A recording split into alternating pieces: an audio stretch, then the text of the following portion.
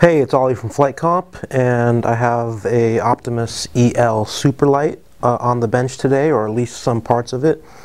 I already did a pretty in-depth video on the Optimus F5J, and I'll put a link to that video in the description. But I wanted to give you guys a closer look at some of the electric specific parts on the Optimus EL. So here's the fuselage pod. Virtually identical to the pure sailplane version. However, the servos for the electric version go under the pod in here. This is already cut out for you. This fuselage is not 2.4 friendly. It's a full carbon fiber nose, carbon fiber canopy.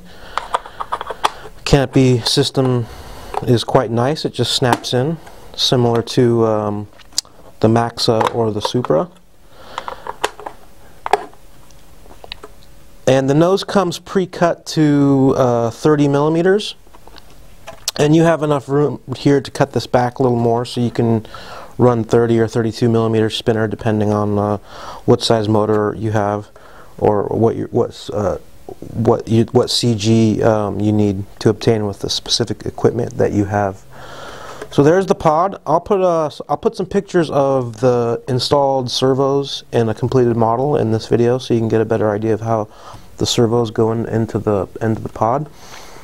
But basically, it's just a plywood servo tray that you put in, and they supply it for you here.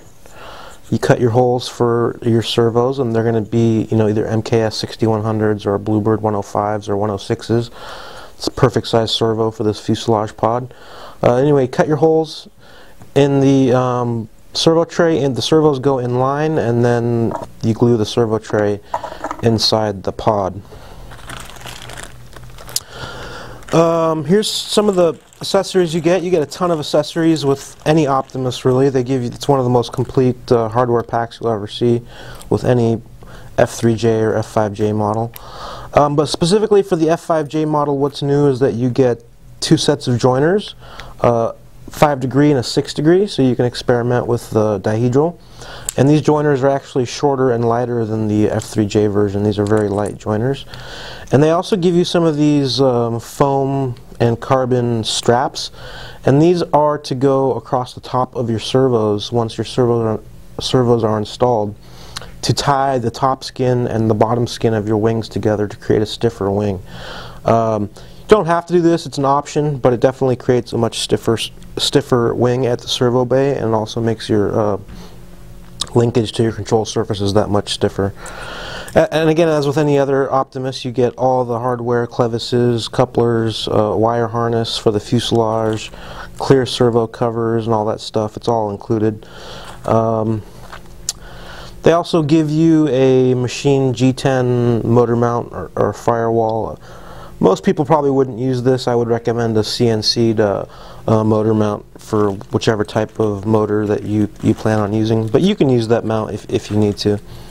Okay, one of the things I really like about the Optimus EL is the prefab that goes into the ballast arrangement. This is the center panel for the Superlight, and it's basically the same for all the electric versions. The DB9 connector is already installed, and it's on some composite blocks, and it's very nice and very sturdy. On the fuselage end, your connector is just free hanging. It doesn't actually mount to the fuselage, so you have to plug it in with your hand. And then, if you can see, I don't know if you can see, but there's a really clever ballast tube in the wing with these two screws.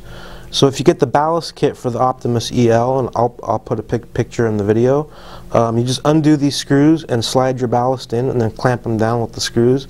It's a very nice system. It works really well. And there's a lot of detail that goes on in this ballast system. It's a really nice feature of this model. So that's a look at some of the electric specific parts for the Optimus. The Optimus has been around for a while. It's not the latest and greatest, but it's a very solid model. And I still say to this day that it is the highest quality fit and finish of any model that I've ever seen.